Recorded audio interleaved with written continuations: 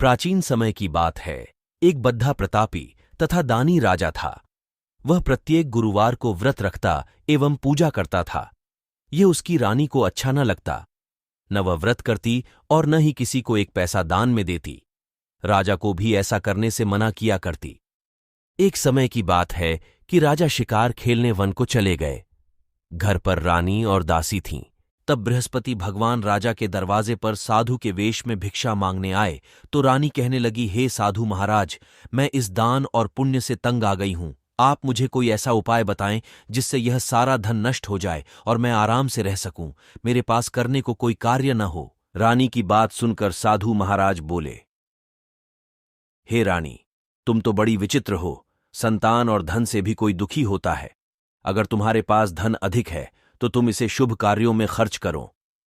लेकिन साधु की बातें सुनकर रानी खुश नहीं हुई और कहने लगी, मुझे ऐसे धन की कोई आवश्यकता नहीं है जिसे संभालने में ही मेरा सारा समय बीत जाए। रानी की बात सुनकर साधु के वेश में बृहस्पति भगवान बोले, यदि तुम्हारी ऐसी इच्छा है तो मैं तुम्हें जैसा बताता हूं तुम वैसा ही करना।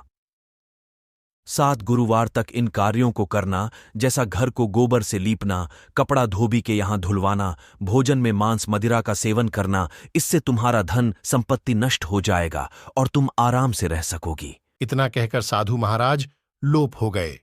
साधु के कही बातों के अनुसार करते हुए केवल 3 गुरुवार ही बीते थे कि उनकी समस्त धन संपदा नष्ट हो गई। जिसके बाद भोजन के लिए राजा का परिवार तरसने लगा। गरीबी को देखते हुए एक दिन राजा रानी से कहता है कि मैं परदेश को जाता हूं, क्योंकि यहां मुझे सभी जानते हैं, इसलिए मैं यहां कोई छोटा कार्य नहीं कर सकता। ऐसा कहकर राजा परदेश चले गया। परदेश में राजा जंगल से लकड़ी काट कर लाता और उसे बेचकर जीवन यापन करने लगा। इधर राजा के बिना रानी और दासी दुखी रहने लगीं।